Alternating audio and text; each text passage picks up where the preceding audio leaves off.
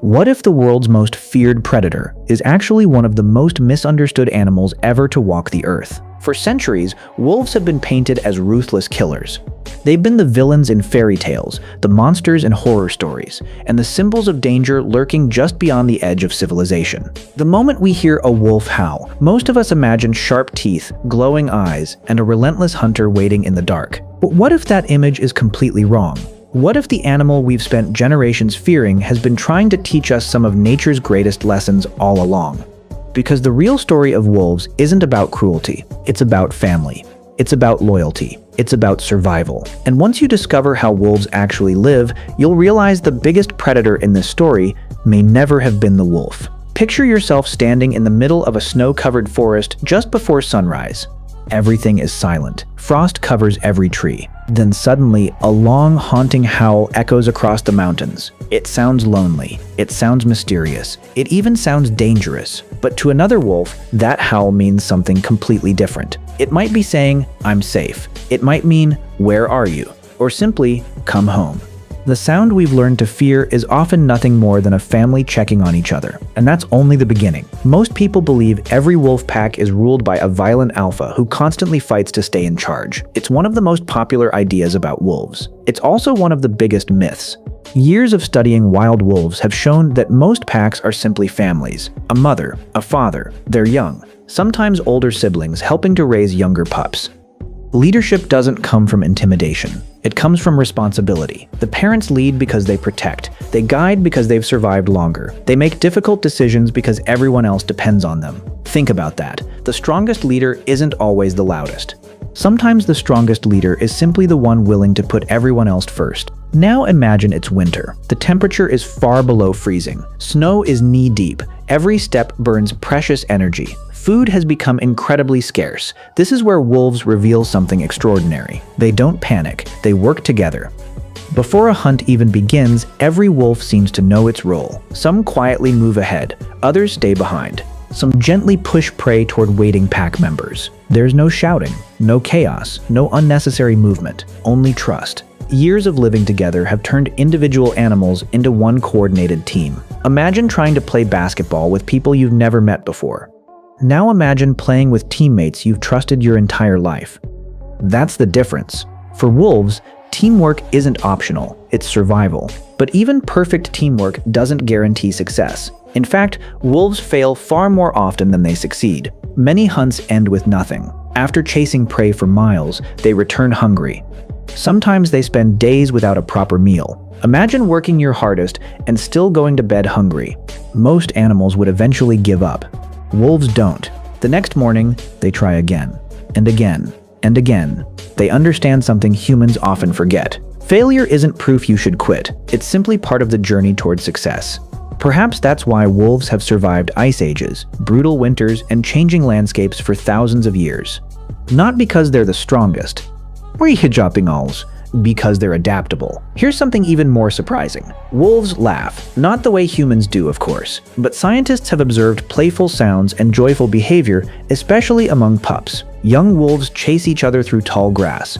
They tumble down snowy hills. They steal sticks from one another. They pretend to fight. To us, it looks like simple fun. But nature is smarter than that. Every playful chase teaches speed. Every wrestling match teaches balance. Every game strengthens trust. Play is actually training disguised as entertainment. Maybe that's why children learn so quickly through games instead of lectures. Nature figured it out long before humans ever did. Now let's talk about loyalty. Imagine one member of your family becoming too weak to keep walking. Would everyone leave them behind? In many animal species, that happens. But wolves often do something remarkable. Healthy wolves have been observed slowing their pace for injured pack members. Sometimes they even share food with those unable to hunt. Think about that. When survival is already difficult, they still choose compassion. It's a powerful reminder that true strength isn't measured by how much you can take. It's measured by how much you're willing to give. Communication inside a wolf pack is equally fascinating. Most people think wolves only howl. In reality, howling is only one part of a much larger language. A raised tail, flattened ears, a quick glance, a gentle nose touch. Even silence carries meaning. A wolf can communicate confidence, caution, affection, or submission without making a single sound. Humans often believe communication is about talking. Wolves prove it's often about understanding. Now here's a question.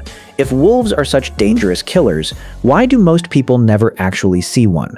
The answer is simple, because wolves usually avoid humans. Long before you notice a wolf, it has probably noticed you and quietly disappeared. Despite centuries of terrifying stories, attacks by healthy wild wolves on humans are extremely rare. So why do we fear them so much? Because stories are powerful. For hundreds of years, wolves became the perfect villains. Fairy tales warned children about them.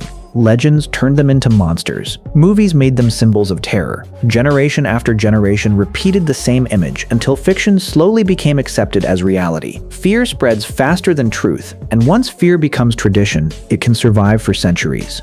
Sadly, those myths had devastating consequences. Across Europe and North America, wolves were hunted relentlessly. Entire populations disappeared. People believed removing wolves would make nature healthier. Instead, nature began falling apart. Without wolves, deer populations exploded. Young trees were eaten before they could grow. Forests became thinner. Birds lost nesting areas. Riverbanks eroded. Even insects, fish, and countless smaller species were affected. One missing predator triggered an enormous chain reaction. Scientists call this a trophic cascade. It's one of nature's most astonishing lessons. Every species matters, even the ones we fear. One of the most famous examples happened in Yellowstone National Park. When wolves eventually returned after decades of absence, something incredible happened. Deer changed where they grazed. It's one of nature's most astonishing lessons. Every species matters, even the ones we fear. One of the most famous examples happened in Yellowstone National Park. When wolves eventually returned after decades of absence, something incredible happened. Deer changed where they grazed. It's amazing how often balance depends on the creatures we understand the least. And maybe this isn't only about wolves. Maybe it's about us. How many people are misunderstood because of rumors? How many quiet leaders are overlooked because they don't demand attention? How many acts of kindness happen every day without anyone noticing? We judge quickly. Nature doesn't. Wolves remind us that appearances can deceive, that strength can be gentle, that leadership can be quiet, that loyalty can be stronger than fear. The next time you hear a wolf howl across a forest, don't imagine a monster searching for its next victim. Imagine parents calling their family. Imagine siblings finding one another in the darkness. Imagine survivors refusing to give up despite impossible odds. Imagine one of Earth's greatest teachers hiding behind centuries of misunderstanding. Because perhaps the greatest danger was never the wolf itself. It was the stories we repeated without ever questioning them. And maybe the wildest thing about wolves is that after all these years, they're still waiting for humanity to finally understand who they really are.